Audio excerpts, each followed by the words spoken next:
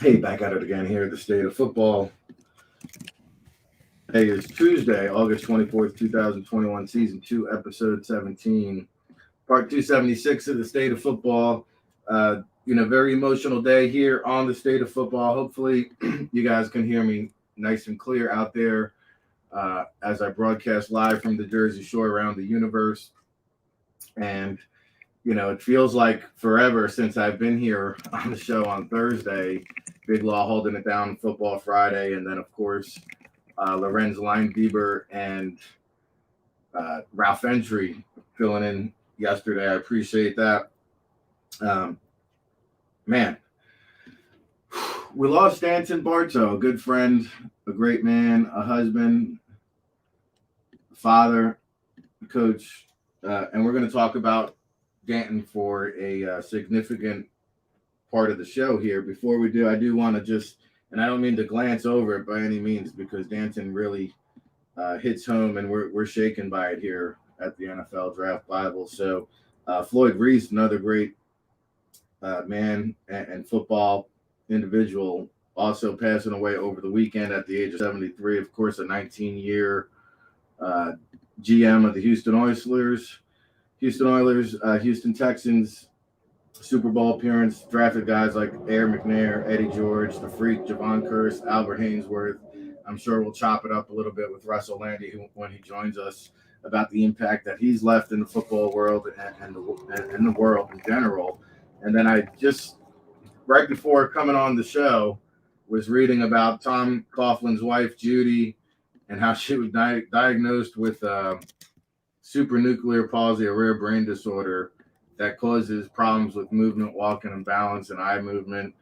I guess Tom Coughlin penned an opinionated article in the New York Times, and with Judy Bautista, and how this disease has slowly taken her from us. So he is caring for her at her bedside, and so hey, when these things happen, when you have long layoffs over the weekend, we come back and we get these somber news. But we're going to honor a great man, because Danton Barto, especially here, who passed away at the age of 50, gone way too soon due to COVID-19 implications. And that's a phrase that I'm just tired of saying. And it's a wake-up call, right? It's a reality check for those of us who think we're over the hump, because we're not. And so, this one really stings. Danton was a guy, I had a chance to meet him, I would say, about 5 years ago at the NFLPA Collegiate Bowl. This was before I was even working for the NFLPA Bowl, and I forget what year it was, but any scout that was out there will remember the year where it just literally rained all week, every single practice. And so there was a tent down on the sideline that was kind of our hanging out area, Danton and myself, where I really first got introduced to Danton and hung with him throughout the week. We talked football, learned a lot as a scout, and just like so many condolences that you've probably seen, and if you're watching at home here on the screen, so many memorandums. But the one thing is, he didn't just talk football, he talked life, and even if he didn't even know you. And that was the incredible thing about Danton Barto. And so, we talked football, we talked life. As a scout, here I was, doing this for quite a while, and always have tried to been like this buttoned up professional around the players. And here's Danton, man. Just guard down, hanging. We had a couple of injured players that couldn't participate, but they were there for the interview process, and so they were there to watch and observe the practice, and they were hanging with us under the tent. And one of them, Jordan Kunisik, I think, the linebacker from Cal, I saw him in the box score lighting up with the Dolphins, and there was another player who just didn't make it. But we got so much information out of those guys by Danton just hanging out, being a football guy, what he is, right? And just letting loose. And here I was, always thinking you got to be this buttoned up, clean cut guy around the kids. And here he was acting like a kid, right? Because he was around the football field. The football field brought that out in him. And again, he was talking to these guys about football, about life. He just met them.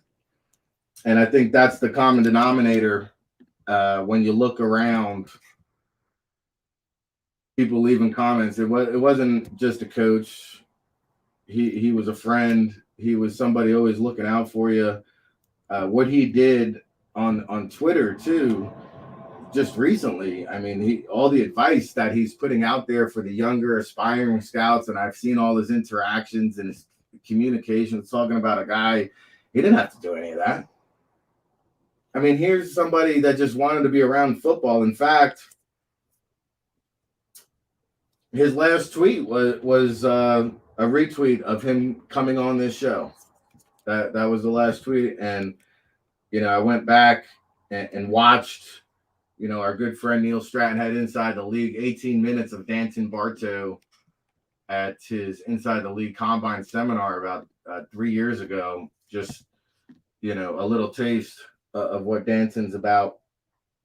And so after that introduction, I kept in touch with Danton, and then we started having him on the show. And it's funny because, he sent me a text a couple weeks ago, which really meant a lot to me, because as a football lifer, a guy who's worked in the NFL, a guy who's a Memphis Hall of Fame. I know there's a movement now to retire his number 59 there for the Memphis Tigers, and they should get that done. But working for the LA Rams, working for the NFLPA Bowl, for him to say, hey, Rick, I thought about it a lot. I really enjoy coming on your show. Hey, do you want to make it an every week thing? You want to do it every Friday? And we were locked, loaded, ready to go. We were so looking forward to doing that. But it just meant so much to me that, he enjoyed being here so much that he wanted to do it every week. And no disrespect to any of our guests, but the State of Football season debut of Danton Barto, I never got such a fan reaction, a response where like, yo, Rick, you got to have this dude on again. Like, yo, we need this guy on again. And so we had him on it again and again, and we're going to do a best of Barto show. We're gonna really just honor and recognize the impact and the legacy this man had on so many individuals as a coach in arena football, playing in the CFL, all the teammates, all the players, all the young man's lives Danton Barto has reached and touched. And so rest in peace, Tiger, man. I can't believe it's pretty surreal to sit here and be looking at you in a memorandum. I just can't believe it. And so we're going to do our best to get through the show. Ric Serritella here, the State of Football, your home for real football talk. We tackle all topics, and to do it each and every Tuesday is Russ Lande. We welcome him into the show, and I hate to do it on this somber note, but good morning, Russ. Thank you for being here. And obviously, we lost one of our brethren in the scouting community. Quickly here, we'll throw you into the fire just to say a few words about Danton. Well, I think the thing that people don't realize, and you and I obviously have been in this for a long time, but when you work in the scouting community, it's a very, very small community. It's not like you're working as an attorney or a doctor where there are literally millions of people that work in that industry. There are probably about 2,000 people total, really about 1,500 if you count scouts, coaches, and just people like us covering it in the media and stuff that work in this. 1,500, 2,000 maybe. You become a very close-knit family group. So everybody knows everybody. It's not just, did you work with this person like it is in most industries. I never specifically worked with the same team as Danton, but I've seen Danton at so many events, talked with him, shared a meal with him. You become close to people you barely even know outside of this small community. I think that's what hits so hard is when you see people like Danton and even Floyd, even though obviously Floyd was older and it's not as unexpected when you get into your 70s or 80s, but you get to know these people on a much more intimate basis than people do in a normal job situation with just anybody in their profession. And I think that's what makes it tough. Everybody who knew Danton, they liked the guy. He was one of those guys, he just had a personality that he didn't rub anybody the wrong way. He was so you could sense that he was welcoming when you were around him. He was open to talking with anybody. Didn't matter your background. Didn't matter you played, didn't play. Didn't matter you coached, you scouted, media, whatever. If you were there and you loved football, that's all he cared about. it's really a sad thing, someone that young. Unfortunately, this has become, and you mentioned it before, something that we've been saying way too often this year. And hopefully, maybe a year from now, 2 years from now, we can start to see the light at the end of the tunnel. But it's really just a tragic thing for both Danton, Floyd Reese, and it's just very sad within our scouting and football community to see this. Yeah, and I hate to be the one delivering this message. I don't know, what are we, 18, 20 months into this nasty, vicious disease? But, I mean, anybody who knew Danton will tell you, I mean, this guy, tough guy. I mean, this guy's as tough as they come. There's right? No question. Yep. And so for anybody thinking that COVID has boundaries, it has no boundaries, right? And so get the vaccine. I'm a firm believer now, and you know it's a gut check. It's a reality check. You got. I mean, put it this way: Isaac Bruce is a legend at Memphis. I mean, he played there, became a Hall of Fame NFL guy. But when you go to Memphis, the campus, Danton's just as big a hero on that campus as Isaac is. And I'm not disparaging Isaac. I'm not trying to downgrade him. But that just tells you what a place Danton held in the heart of the people at Memphis, at the university, in terms of he was beloved. Everybody loved this guy. So it's very sad. It's very sad someone so young. But at least the one thing you can say for Danton, and I think for all of us, is at least he got to spend his life in a career he loved.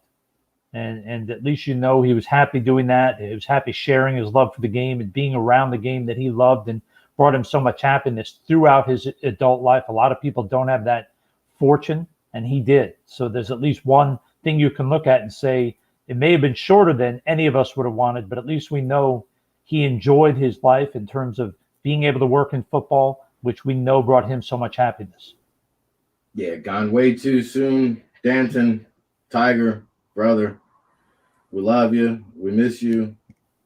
And I have to say, here's a young man who is just peaking, the prime of his life, just recently remarried. So we are thinking about you greatly. Shelly, Barto out there, you know, we know you hurt deeply, and we're trying to carry on and honor the legacy of Danton Barto. Rest in peace. We'll be back right after this.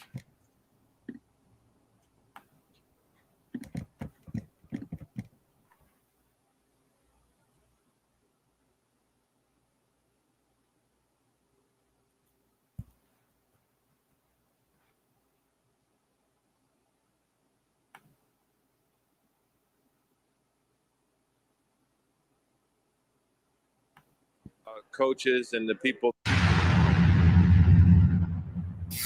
You know, obviously, you know what the NFL is trying to do. They're trying to show up the game and protect their players. But for me personally, it looks a little one-sided. You know, I know the hot button topic right now is the Clay Matthews hit. And I mean, I've watched that hit about 13, 14 times, maybe more than that. And I just don't understand how he could play it any differently. It looked exactly what I've been taught as a kid, as I was taught, you know, in this league.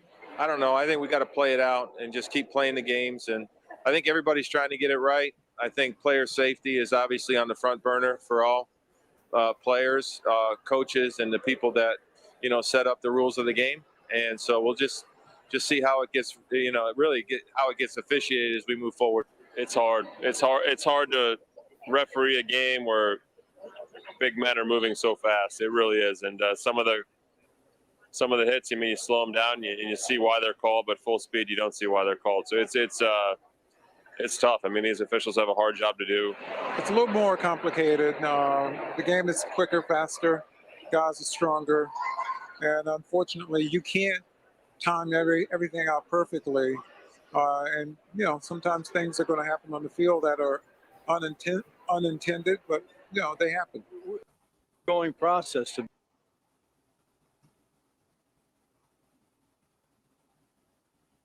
Part 276, Season 2, Episode 17 here on this Tuesday, August 24th. Ric Serritella along with you here, Russ Lande. Russ, a lot of stuff to get into in the football world, NFL preseason, CFL action. The CFL continues to draw great ratings. The fan interest seems like it's at an all-time high.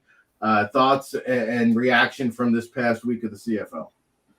You know, I mean, you nailed it. I mean, the fans, you can tell how excited they are to be able to go to games again, be able to watch the games again, not only the ratings, but just watching the fans. They're so into it. They're so excited. It's been fantastic. And it's also great that this week we saw a new owner in the CFL. The owner of the BC Lions for the past 20 plus years had passed away. So his estate had been trying to find an owner, and they found a local businessman whose family has been in the BC Vancouver area for, I think, over 100 years or close to that. And it's hearing him talk and hearing his excitement about wanting to get like kids in schools wearing BC Lions jerseys, wanted to see BC Lions jerseys all over the city of Vancouver and British Columbia. It was exciting to hear him speak. So it's great to see a passionate, successful businessman jump into the fray and be a part of the community of CFL owners. So I'm so excited. Obviously, you have to be a little nervous. They had to officially cancel the first game of the season. Yesterday, they announced it due to some of the COVID testing. But it's really, really exciting where the season is and the players. There's the owner right there. You point to, I believe it's Mr. Doman. So excited to see an owner that has such passion. When I heard him speaking, it was just exciting. You love when an owner cares. He grew up a BC Lions fan. He's so excited to make the BC Lions what they were many years ago in terms of filling up that arena. They used to sell out 45,000 fans a game there. So it's great. I mean, I think the CFL, everything is trending positively in terms of fan engagement. The games have been great. Although we lost a tough one on Friday night, we did get down to the 1 yard line on the last play of the game. So it wasn't like we got blown out. And I think we're going to come back strong this week. But yeah, the CFL is going strong. We're very excited. I am pumped up beyond belief, just sitting here and at home watching film, trying to grade all the players that are or are going to be cut by the NFL teams. So see if any of them want to come up north and play in the CFL.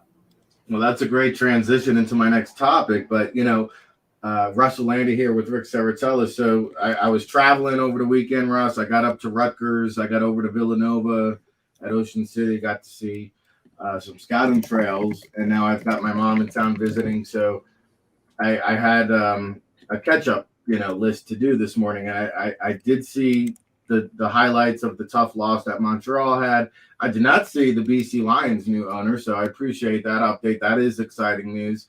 And then you did say that a CFL game has to get canceled now due to COVID. Is that the situation? Yep. This Thursday's game, it was between Edmonton and maybe Toronto, if I'm remembering off the top of my head. Edmonton, I think they reported, had 9 positive tests. Something like that was out there in the media. And because of that, for safety, and they're basically just holding off on this game. There it is right there. And they're going to be basically trying to reschedule it once they can figure out the date and when it can be safe. So I don't think it's a big thing that's going to completely disrupt the season. I think the CFL is doing a great job of saying, hey, we have to be cautious. It's better to be cautious and postpone one game than to not be vigilant and end up having to cancel 8 or 10 games. So I understand the concern, but hey, it's better be safe than sorry right now. Well, I mean, we're seeing it still have an impact, the COVID, that is, with Mike Vrabel now testing positive. There was another coach that lost about a week of time. The Vikings, I think, had 5 guys catch COVID. There's another team that had 9 guys catch COVID. So it's still very much an issue here in the 2021 calendar season.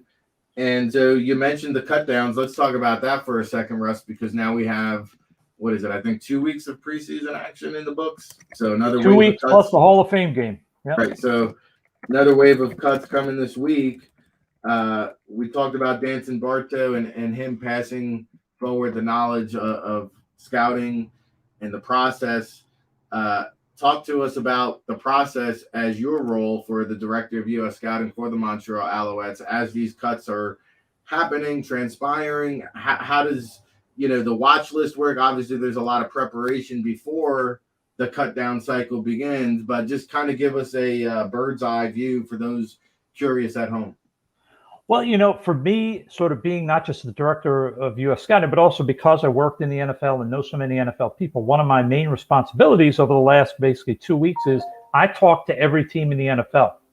And I went through their entire roster and with every team and said, hey, who are the guys that are definitely making the 53? Who are the guys that are on the bubble? Who are the guys that are going to be on the practice squad? And who are the guys that you're pretty sure you're cutting? And I went through that with every team, got sort of a feel for, hey, here's the guys that they are 100% sure are going to be gone. Here's guys on the PR. And to me, I want to grade every player that's on the PR, everybody that is definitely being cut, because the likelihood is that anybody who's being cut, there's obviously a chance they may never get back in the NFL and may want to come play in Canada. And anybody that's on the PR, it's probably 50-50 whether after this season they're ever back in the NFL. So, or if you want to be sort of cold about it, if they didn't make the 53 and they're on the PR, in 2 years, there's a good chance 60-70% of them are not in the NFL. So my job is to grade all of those players, probably about 25 to 35 players per team. I don't do all the grading. I assign them to the other people in our department, and we grade all of them. And obviously, we don't want to ever see anybody be cut, but we have to do our job to be prepared. So every day, myself and the two other guys, along with our GM in the office, we're just grading players based on preseason film, evaluating them and trying to rank them, give them grades, and make sure that we are prepared when players get cut, that we can look up and say, okay, we had this guy as a potential star in the CFL, or you know what? We like this guy, but we just don't think he fits what we're going to do, so we're not going to pursue this guy. So we really have to be thorough, and a lot of it is really planning for 2 years down the road, because anybody that went to NFL training camp this year, even if they're cut, they're going to most likely decide to wait in the U.S. and hope they get a call to go join a practice squad at some point this year rather than come up to Canada.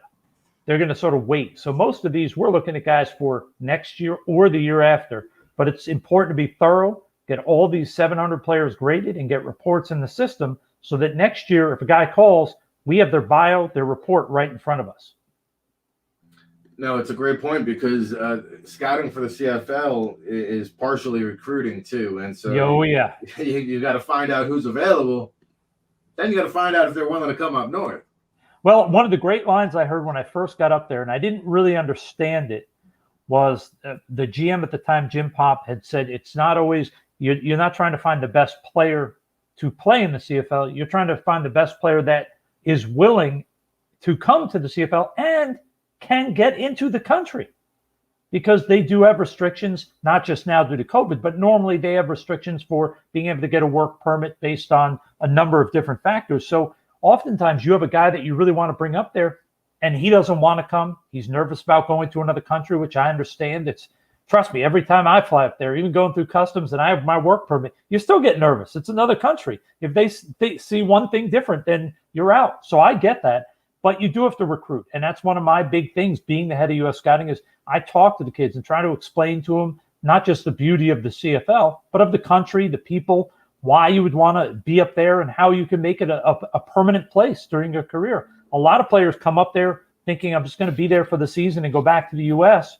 And after about 2 years of doing that, once they've sort of established themselves as a player, a lot of them say, you know what, I'd rather live up there during my career rather than move back and forth every year. And you try to just explain to them the beauty of the league, the beauty of the country. Not better or worse, just another amazing country for people to spend time in and play professional football in. And it really is recruiting. I just spoke with a player literally over the last week who's been debating. And I finally got him we came to sort of a way we're going to work something out. And it's not like the NFL, where in the NFL, you just place a call and say, we're interested. A lot of them are like, yeah, I'll drive. It's at 20 hours. I'll be there in 21 hours. I'm not stopping. I'm driving straight there. We don't get that in the CFL. We get kids excited to be there, but there's a lot of things that go into it. Great perspective from Russ Lande, along with Ric Serritella, here on the State of Football each and every Tuesday. Of course, Russ working at UCLA, cutting his teeth as an operations intern there, of course, graduating on and becoming a scout for the St. Louis Rams, Cleveland Browns. He went on to the XFL 1.0, Calgary Stampeders, currently director of U.S. Scouting with the Montreal Alouettes, of course, teaching the football GM and scouting course over at Sports Management Worldwide, and overseeing the new Hub Football Scout School over at hubfootball.com. You can sign up for that. We'll get into that. So Russell's not hard to find. You mentioned the scouting duties and responsibilities in the CFL also come with recruiting obligations. Somebody who knows a thing or two about scouting and recruiting is Urban Meyer, the current head coach of the Jacksonville Jaguars. We're going to get into their preseason woes in just a second there, Russ. I just read something this morning, actually, on my catch-up list of things to do. I want to get your reaction and response to this because Urban Meyer recently said, I've had 35 years in the laboratory, so to speak, of this great game of football. And he said, I've developed 3 reasons why players are unsuccessul. These are his 3 reasons why players don't work out. He said, 1, it's a trust issue. The player doesn't trust the staff, in so many words.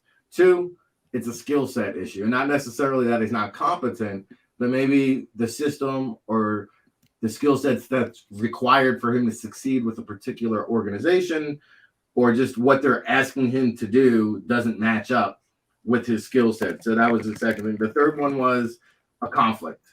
And that could be a conflict in his personal life, a conflict with drug addiction, alcohol abuse, personal issues, law. So those are 3 reasons why players are unsuccessful, according to Urban Meyer: trust, skill set, and conflict. What's your reaction to that? Well, I think he makes a great point. I think, and we've talked about it before, that the biggest reason players don't succeed in the NFL, it's rarely physical talent. It's usually the intangibles, and that's what we're talking about: trust, conflict. Those are key things. And whether a guy fits or not in terms of skill set, that's obviously, if you're not identifying players that fit what your team does correct, wants them to do, it's going to be hard for them to be successful.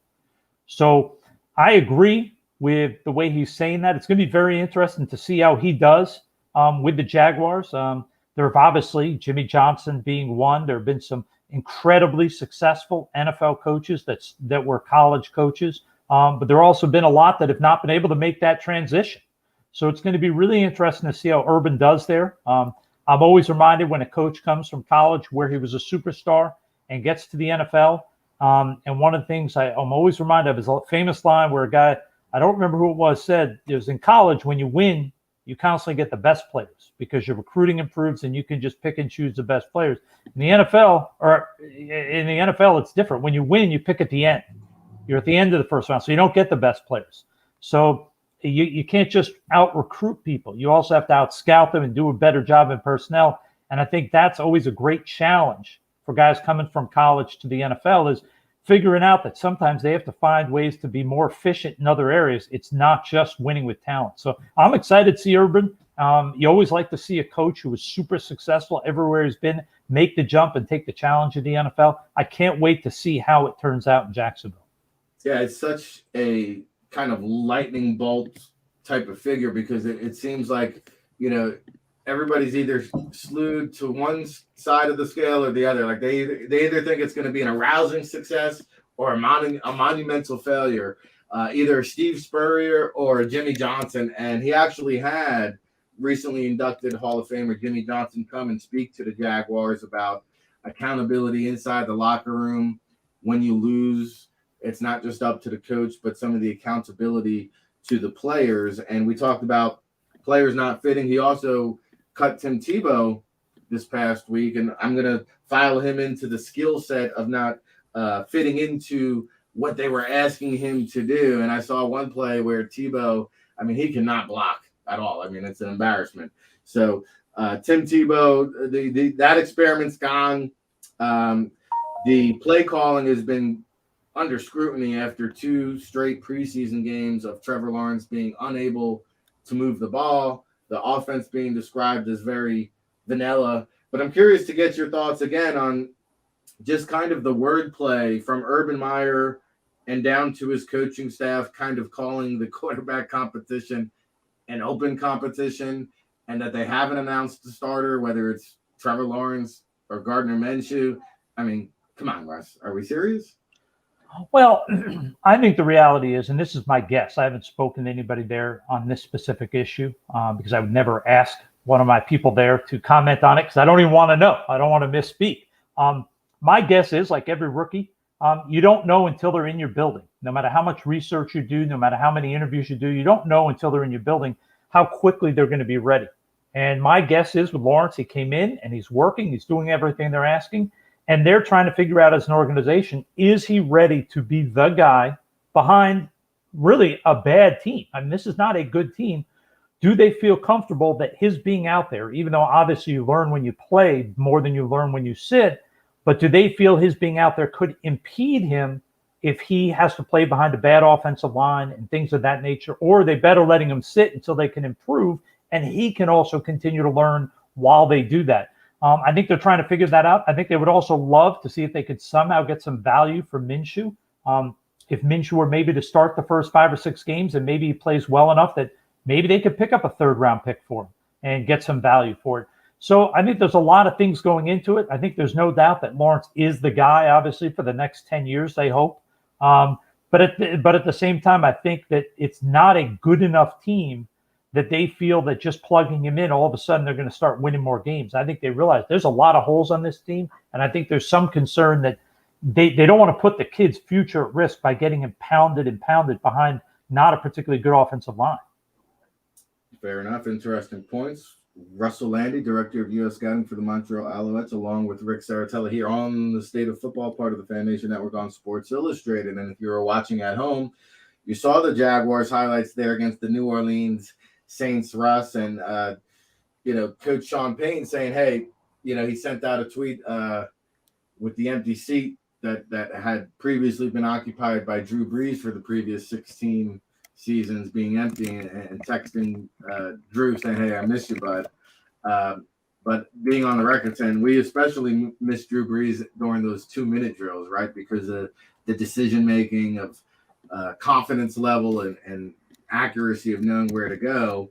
A big deal as to why Jameis Winston lost the starting quarterback job there in Tampa Bay. And now after sitting behind Drew Brees, he is trying to state a case for that starting quarterback job. Obviously, Taysom Hill has something to say about it.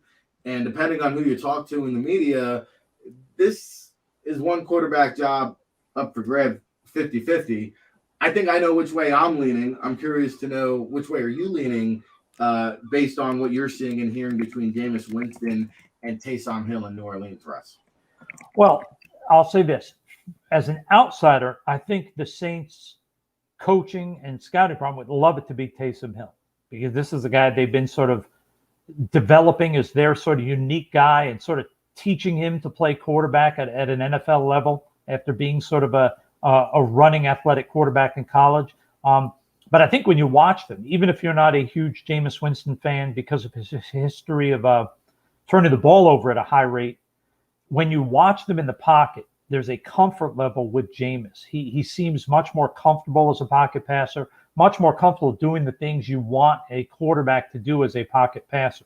So I would guess from what I've seen that Jameis will be the guy there. But like I said, I do think the organization would prefer it be Taysom because that's the guy they developed. And to me, I think it's sort of funny because, yes, they may have brought him in and developed Taysom, but imagine the credibility or the, kudos that Sean Payton will have if he and Jameis can work together to resurrect Jameis's career and he goes on to become a superstar, because I don't think anybody doubts he can make all the throws.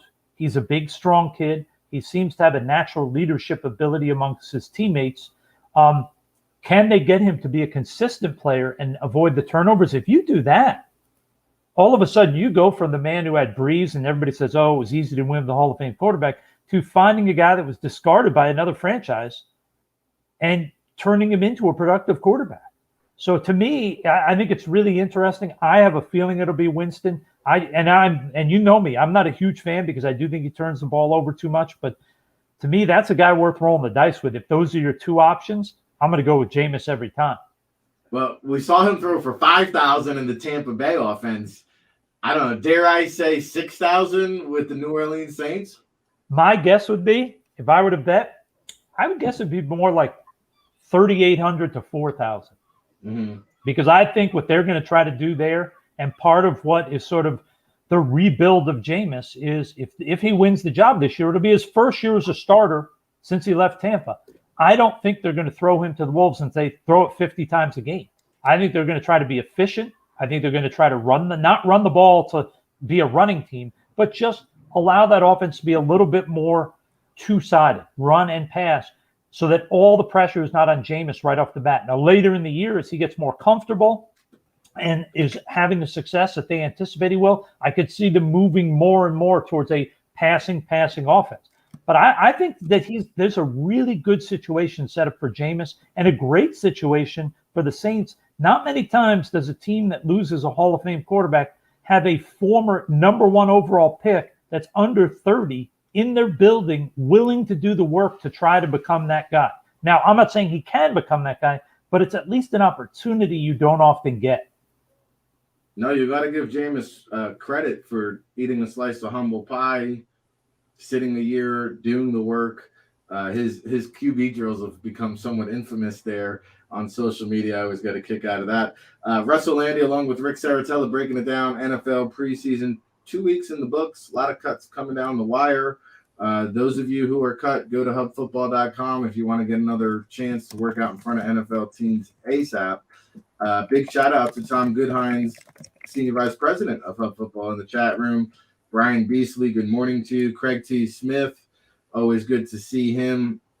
Yes, Russ has done it all. And yes, we didn't get too hard by Hurricane Henry. We kind of dodged the bullet there. In fact, I took the family. My mom's down visiting. We packed the car and we rode down to Atlantic City for the day. We drove where the rain ain't. And so we went to South Jersey, escaped. We came back to the aftermath of all the rain and the puddles gathered in the streets here. So we are thankful to dodge a bullet there. And really, Boston, Long Island catching the brunt of it. And so, again, I haven't been able to tune in and see how bad it was. But here at the Jersey Shore, we're safe and sound. I won't say we're dry, but we're safe and sound. We appreciate you guys looking out there. All right, we're talking quarterbacks, a big theme in the NFL preseason, Ross. A lot of people skeptical about how Zack Wilson would translate to the NFL game. His star looks kind of bright, though, there on Broadway. It looks like Zack Wilson is drawing rave reviews inside the building, outside the building. Not sure how much you've had a chance to see, but, again, just another kind of one of these lightning rod personality types. Well, there's no question. I think that sort of the situation there is a little different because it's not really a competition, or at least they're not making it out to be. I think they want him to be the guy. I think that organization feels that he is. I mean, not that the Jaguars don't think Lawrence is the future, but I think the Jets feel that Wilson is the future right now. There's no debate. He's playing. They want him to be the guy. I think they're going to do everything they can to surround him with talent, both offensively, skill position, offensive line, and make that defense better. So it's not all up to him. I think you have to be encouraged by the fact that even with the mistakes and the things that you see that he's made in games where it hasn't been ideal, it doesn't seem like the kid is losing confidence. He seems like he's playing with that same edge and confidence that you saw at BYU. So the hope is if he can continue that sort of upward trend, just like any of these young quarterbacks get better every week, I think that confidence that he shares is part of what's going to help him continue to get better. I think there's a lot of positive things to look at with him. Truthfully, most of the rookie quarterbacks I have seen this year have done a lot of good things, but I think Zack is in a unique position because I don't think there's a debate that he's going to be the guy. I think he's going to get the opportunity to get out there and do his thing. Yeah, I'm watching the highlights here. Like I said, trying to get caught up on all the action. Of course, the NFL Game Pass is a beautiful, beautiful tool that we love here at the NFL Draft Bible. Big shout out to the NFL and their association with the Pro Football Writers Association for hooking that up. All right, Ric Serritella, Russell Lande breaking it down. I think mental health has been a big topic of the football community and the world global. We're international here at the NFL Draft Bible, part of the Fan Nation Network on Sports Illustrated. So I did see the first episode of Hard Knocks. I'm still, again, playing catch up on episodes 2 and 3. The first episode, one of the things that stood out to me was Dak Prescott's vocal displeasure about his lack of playing time in the preseason. Then obviously he went through the injury, and we'll see how that plays out. But there was an interesting article. I want to touch base here on Russ, on the mental health of players and some of the things they deal with. And this was actually an SI.com cover story. And I'm just going to read a snippet here and get your reaction of some of the things that players deal with. I think it's interesting because we don't hear too much about this. But despite a playoff and Pro Bowl season, Prescott spent too much time in the worst place on earth for anyone who wants to feel decent about themselves, Twitter. Outside perceptions began to bother him. Football, really everything around it started getting a little hard. He deleted the app from his phone, started allowing others to run it for him, but it wasn't just Twitter. It was everything around football, from celebrity to fame to expectations to outside noise. Prescott had already met twice with a therapist who taught him to vent about what bothered him. He needed to in 18. He often would say, Jace, especially as it related to his noise perception of the contract. To be clear, it wasn't an issue in the locker room. Jace being his brother who committed suicide. The base salary, a 1-year deal he earned of a 4-year deal of a $2.7 million contract, didn't offend him either. Not the kid from the single wide. His annoyance instead centered on how the endless conversation around it affected his off-the-field focus. He wanted to tunnel into football and let his representatives handle negotiations. But everywhere he went, every news conference, everywhere he attended, every round of golf he played, every stranger he bumped into, everyone wondered the same thing for the better part of 3 years. He said, do y'all want me to go crazy? He sometimes thought, as pundits and strangers and outsiders all created a lot of false narratives for who I am and how I think. And, we don't hear too much of this because I don't think players are willing to admit this publicly, Russ, but this is a real thing. And I think, I was listening to the Danton Barto seminar this morning. One thing that stood out, he said, you better make sure you find out if you're going to pound the table. Make sure you find out if this guy loves football. But the other part of it is, can he block out the noise, right? Because there's so much that goes on, especially from the quarterback position. Does he love the game? Can he block out the noise? And this was a real problem for Dak Prescott for 3 years, to the point where he had to go seek out a therapist. Yeah, it's funny because obviously with social media, people think it's dramatically different now. These players are sort of unable to avoid it. But if you think back, even 15, 20 years ago, I remember hearing about the players that said, hey, I do not do anything in the media. I don't read papers. I don't read magazines. I don't do anything. I don't let anybody contact me. It all has to go through my agent. I don't deal with anything media related, as a way to sort of keep it away so they don't read about that stuff. Because we all know when there's bad things said about us, obviously you take it personally, no matter how tough you try to be, no matter how super mentally tough and strong you are, those things affect you. And I think nowadays with the social media, with people being able to track down anybody, anytime, it can be very difficult. So I think what a lot of players are learning is it's not just about having the tools to cope with that. It's also making the correct decisions of, hey, how do I eliminate some of these things so that I don't have to be in the middle of this barrage? And I think you're going to see, and it started already, but I think it's going to continue, is teams are going to really help these players to stay off of social media, or if they're not going to stay off it, do not be involved in it. Let your agent be the one. Don't even have family or friends involved in it. Let that be a totally separate thing from you so you can stay shut off from that stuff, because it is hard enough being a professional athlete, nonetheless being a quarterback, which is the hardest position, in my opinion, in professional sports, without all these other things swirling around in your head. It's great to see teams and players working together to address the mental health issues. And I think one of the biggest ways they're going to do that is working with players to teach them the tools necessary so that they're not spending their time engaged in things that they really don't need to be engaged in order to be successful. And you hate to see that a guy as good as Dak as a person is having to deal with this, because everything he does is from the goodness of his heart. He tries to do what's right all the time. So if it can get to him, it can get to anybody. And that's why I think the NFL, the teams, the players, they all have to work together to create solutions that allow these players to not be as involved and as under the microscope. Yeah, and it's easier said than done, right? Because way easier, no question. I mean, think about just going out. If they want to go as a family to dinner, they're going to be bombarded because the advent of social media has not only allowed people to interact directly through their phones, it has taken that barrier down so that people don't hesitate now to physically go up to people in public places. Years ago, and I'm sure you remember it as a kid, you'd be somewhere and all of a sudden you realize there was a star athlete at this event.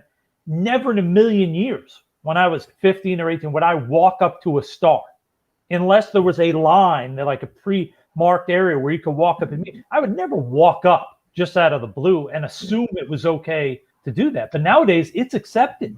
Makes it much harder to be in that media spotlight. And I think that's something that teams, the league, the players, agents especially, they have to work together to find a way to make it easier for the players and also make it easier for them to go see therapists, to have some outlet so they can speak to somebody to make sure their mental health stays strong. It's very hard to be under that microscope all the time and have a normal, healthy life. Yeah, and I mean, just like any other business, the more successful you are, the more haters, the more detractors there's going to be out there, and the venom that's being spewed at some of these NFL athletes because they are on the highest level, they are on the biggest platform and the brightest stage. Some of it is insane, crazy what they deal with. And so I thought that was a pretty interesting article there on Dak Prescott. I'm not going to dive too deep into this one, but if you get a chance, Russ and everybody at home that tunes into the show, I think would enjoy this story. In the Milwaukee Journal-Sentinel, Tom Silverstein had a story on Chad Brinkner, and somebody who's kind of had an unorthodox path into the business of scouting, worked on his MBA as he kind of worked his way up the ranks with the Packers. Elliot Wolf, who used to be in Green Bay, now with the New England Patriots, they put in a request to interview Chad Brinkner. It was denied. The Packers promoted him. But just some really cool story as, you go interview 1,000 scouts, they've got 1,000 different stories of how they got into this business. So Chad Brinkner was an interesting one.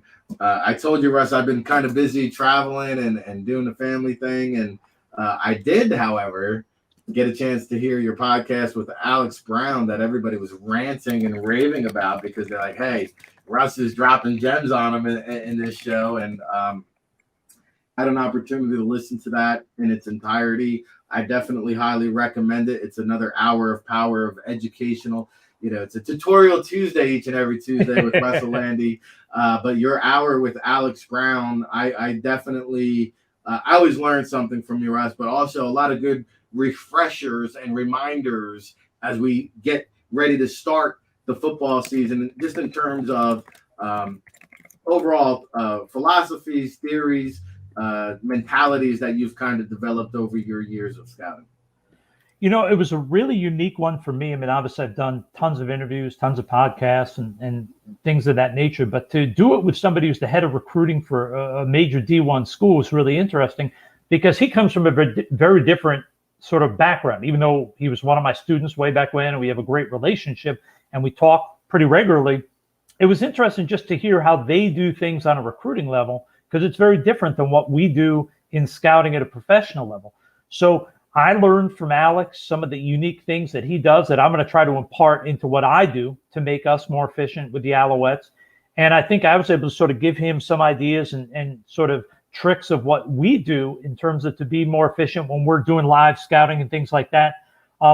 Alex is one of the smartest young guys and just best people in this business. I've been helping him and been fortunate to consider him a friend for almost 10 years now. And it was really a pleasure to be on the podcast. And hopefully I'll get to do it again a year or two from now. We'll rejoin and do another podcast and catch up and see where things are at. But it was a lot of fun. I love talking with people that are in the industry, but at a different area. And recruiting, although people think recruiting and scouting are the same, they are the same in terms of watching film, but they're very different in how you compile your list, how you maintain your databases, how you get players to come to your building. So there's a lot of things that go into it. I really learned a ton talking to Alex, and it was just great catching up too, because although we talk on the phone a lot, we talk about just life in general. We don't get into the football stuff. So getting on the podcast, we got into a lot of the nitty gritty that we rarely talk about. It was a lot of fun. Great learning experience for me. No, it was an enlightening football conversation. If you like the state of football, you will definitely like the podcast with Alex Brown, as you saw up close and personal with Alex Brown and Craig T. Smith, 2 decades of scouting experience in his own right. Says he's got a bunch of stuff in there that he's going to use once he gets back into the game. So go download that podcast. Check it out when you can. If you got a long car ride, a subway commute, just want to have something on while you work, I definitely recommend that one. As I do recommend the football GM and scouting course over at sportsmanagementworldwide.com. Russell Lande, along with Mark Dominic, John Wooten, legends in the game, over at smww.com. Of course, they have online courses for numerous football endeavors, sports endeavors, but specifically the football GM and scouting course, spearheaded by none other than Russell Lande. What do you got cooking over at SMWW, Russ? Well, today's week 4's class, at least the chat that I host. Thursday will be John and Mark. And today we're diving into offensive line. What this class at SMWW is sort of that basic intro. Hey, here is sort of how people scout. Here are the basics for the business to give you sort of a look at, is this a business I really want to be in?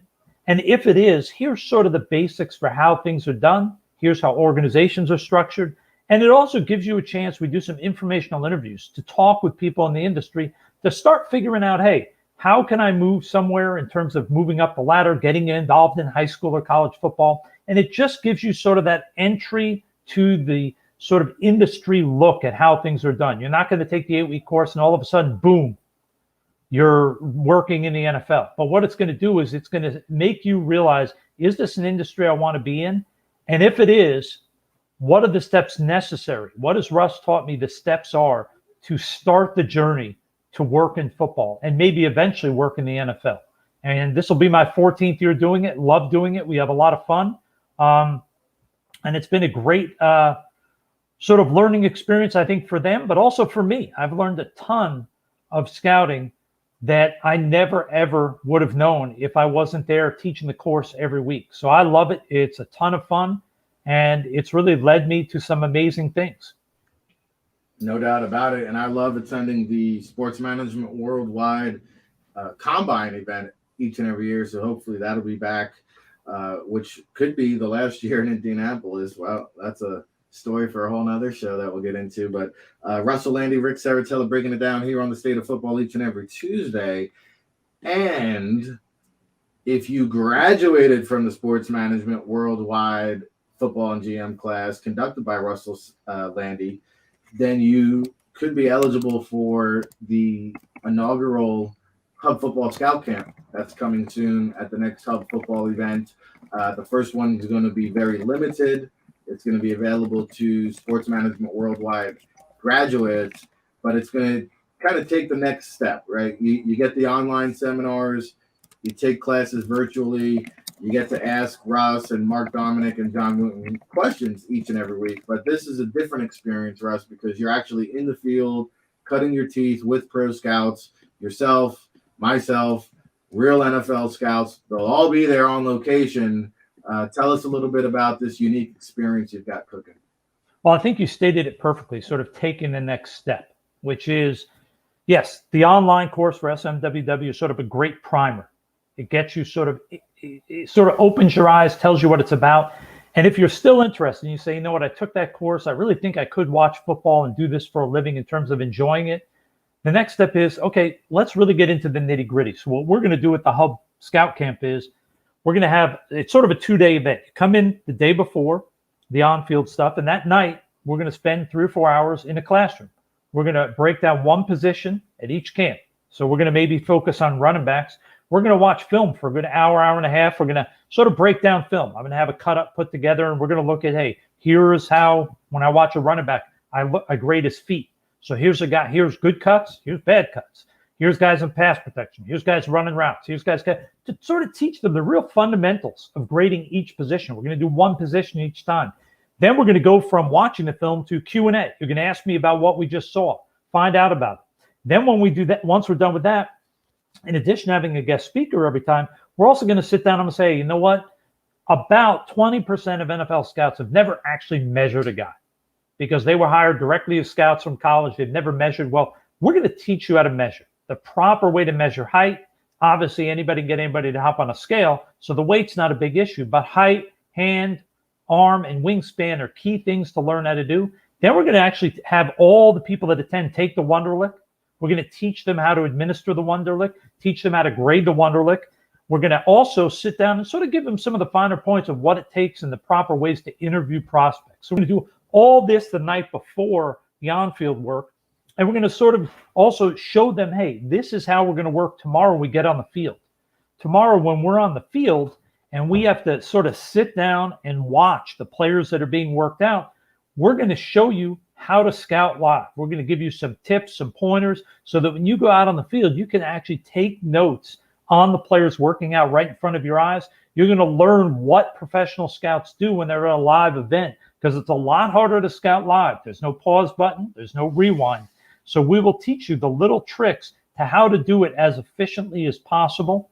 And you will learn from doing it. You will also learn from being there and interacting with all the different people, the coaches, the scouts, the people helping out at the event. You'll get to see players measured live. You'll get to see players working out, going through warm-ups, going through drills, and really get a chance to evaluate all the different players there. It'll be a great learning experience and a great next step. This is a very small industry. It's very hard to get a job working for a professional football team in North America, whether it's the NFL or CFL. So it's a matter of learning some of the basics so you can start saying, hey, maybe I can work in high school. Maybe I can work in college. Maybe I can work in the Arena League and start my journey to work and work and work to eventually maybe get to the NFL. So that's what this is all about. The Scout Camp is something that I'm really excited about. For all the teaching I've done at SMWW and the conference we hold every year, I always have the most fun interacting in person with people at the conference that's in Indianapolis. So this is just sort of an expansion of that, the chance to teach the class in person, watch film in person. I am so excited. I think it's going to be a great learning experience for me, because I learn, like I said, every time I teach a course, but a great learning experience for those people that really are ready to sort of take that jump and say, I think this is the career I want.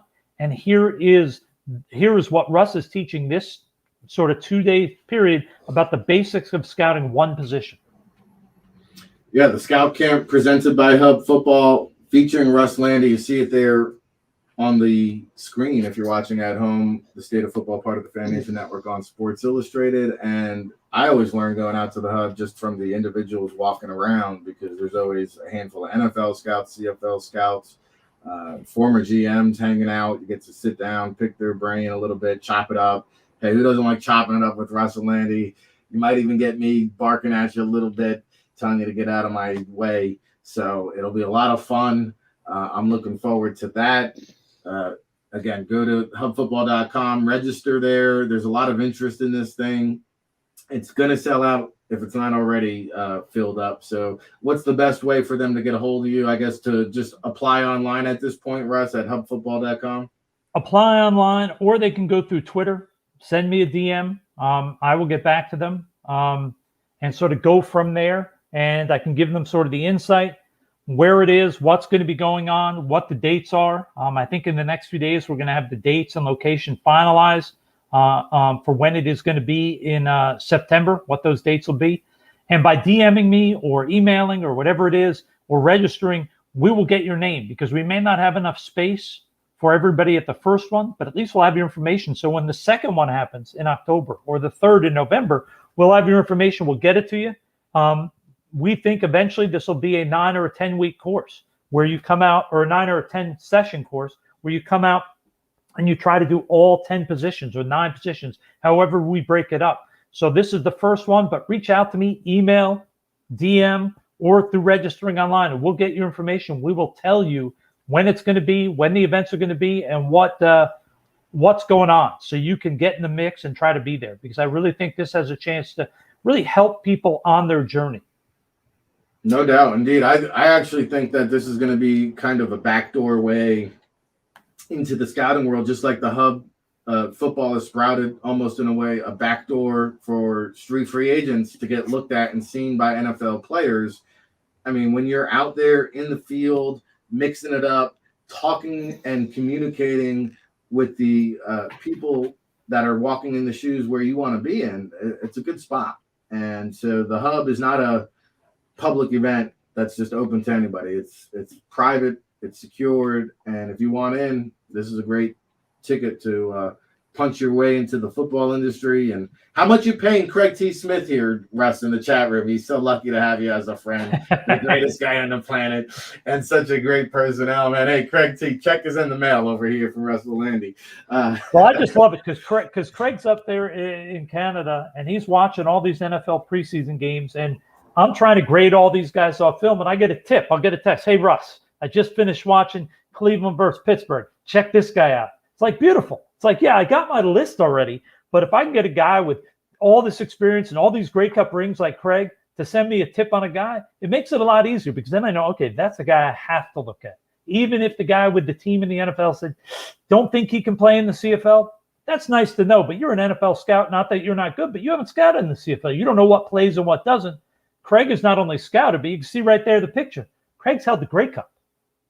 He's won a championship. He's got rings. He knows what it takes to win championships and to play in the CFL. So when he tells me, hey, I got a player, you know I'm going to look at it. And that doesn't mean I won't disagree sometimes, but at least it carries a lot of weight to me. I'm going to go pull the film and check that guy out, because while Craig is a great scout and I respect him more than just about anybody in this whole business, as a person, even better. He's what you want as a part of your organization, as a part of your family, as a part of your friend circle.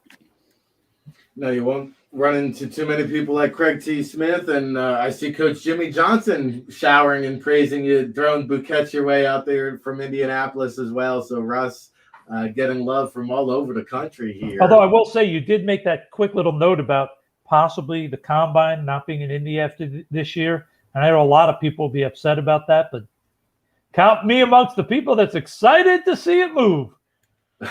Well, Jimmy Johnson here is going to be heartbroken. I know Jimmy will be bummed. Hey, I love the people that I spend time with there. I would just love to see another city get a chance to show off what they got for the Combine. Hey, Russ is a traveling man. I mean, there's not a nook or cranny in this country he hasn't been to, and if there is, he wants to explore. There's only about 5 or 6 states left that haven't seen me yet, so I'm hoping to break in there and jump in. There you go. Another race between you and Craig T. Smith. Who's going to visit all 50 first? He's seen more of Canada, though. He has a lot more of Canada. I don't know. I think he's traveled. Craig, what's St. Elmo's? I know the shrimp cocktail. Yeah, the shrimp cocktail. Craig T's been up there, though, with the states he's visited, I know, as well. Oh, there's no doubt. I'll bet you Craig's at least 45. 49. 49. See? There you go. There you go. I think I'm at 41. So. Ooh, you got a ways to go. I do. I got a ways to go. We got to find some players at some weird locations for me to get out on the road. I know you do. The problem is, if you're scouting, I got to find out can they play or not. That's the. Although you do know the number 3 quarterback for the Montreal Alouettes is the guy that Rick has been pushing for over a year, telling me you got to pay attention. You got to pay attention. We got him up there, and there he is, Nick Tiano. Not only a talented young man, but very nice young man too. You talk about everything you want in a person, well-spoken, everything you want in a young man. Nick is that guy. Yeah, and he comes highly recommended by our good friend Steve Fairchild as well. Despite the fact that he was recommended by Rick. Well, I am a big fan of Nick Tiano. I hope he gets an opportunity. You mentioned the Browns preseason game there, too. What a day Connor Davis had himself before a cheap shot causing a season-ending injury. You hate to see that, but man, he was really, really putting in the work there in the NFL preseason. We put in the work here. I think another solid hour of power, hopefully our finest yet. But we talked about a lot of topics from Floyd Reese to the great late Danton Barto, honoring his legacy. If you're just tuning in, make sure you go back and watch the first 20 minutes or so of this episode. We got into some NFL preseason, touch base on the CFL, which we'll do more tomorrow with Amanda Ruler, hopefully Chris O'Leary. We're working on a European League of Football representative, so we'll have another jam-packed show again here tomorrow. I think we brought you up to date with all the Russell Lande endeavors between the Alex Brown podcast, the Football GM scouting course on sports management worldwide, the scout camp coming to Hub Football featuring Russell Lande. Anything else here, Russ, before we wrap it up? No, that is about it. Just grinding away, trying to get all this film watch and stay on top of everything so that I don't miss anything. I don't want to see a player slip through that I didn't at least take a peek at, make a decision if he can help us or not. So, no, trying to enjoy my last 2 weeks before headed back to the rat race of Chicago, which I love Chicago, but I'm enjoying Cape Cod. Well, and I think you just answered the next question coming in from our Paisan Joe Everett there in Indianapolis again. How does Russell Lande stay so sexy? And there you have it, hanging out at the Cape Cod all summer. I don't know. It's all the fish and the ice cream up here. It's all good for you. It's the Italian bakery in Brooklyn. What are you kidding me? I'll be at that place tomorrow. Russell Lande always checking in each and every Tuesday. Russ, we appreciate the time. We'll do it again next Tuesday on another tutorial Tuesday here on the State of Football, each and every Tuesday with Russell Lande. Today was season 2, episode 17, part 276 in the books, Tuesday, August 24th. We'll see you tomorrow, everybody.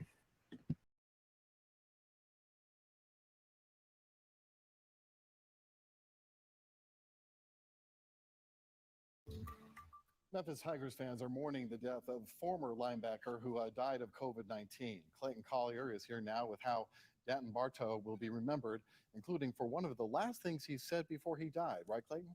Yeah, Richard, I will get to that in a moment, but I want to start with what Ryan Silverfield said to open Monday's availability. A Tigers legend both on and off the field. That is how he described Danton Barto, one of the greatest to put on a Memphis uniform, taken far too soon at just 50 years old due to COVID-19 complications. Barto played at the U of M in the early 1990s and was inducted into the Tigers Hall of Fame in 2007. He remains the program's all-time leader in tackles with 473. Now, Barto played 5 seasons in the Canadian and Arena Football Leagues, coached in various arena leagues, including with the Memphis Explorers of Arena Football 2 from 2002 to 2006, and also served as a scout for the LA Rams. At Monday's availability, Silverfield said his team is remembering Barto tonight and hopes his story will encourage people to get vaccinated. Our thoughts and prayers from our entire community are there with his family, his loved ones, as we remember him today. Obviously a fantastic football player, but those that had the opportunity to get to know him, just an incredible human. So our hearts are filled and heavy this morning, mourning the passing of him. And again, we continue to talk to our team about everything and educate them, but that's where our thoughts are this morning. Now, unfortunately, Barto was not vaccinated. He leaves behind his wife, Shelly Beth, who he just married this past March. And Richard, in one of the last texts that they exchanged just before he was intubated at the hospital, Barto told Shelly Beth, whatever you do, get vaccinated, get that shot for me. It's just a tragic story.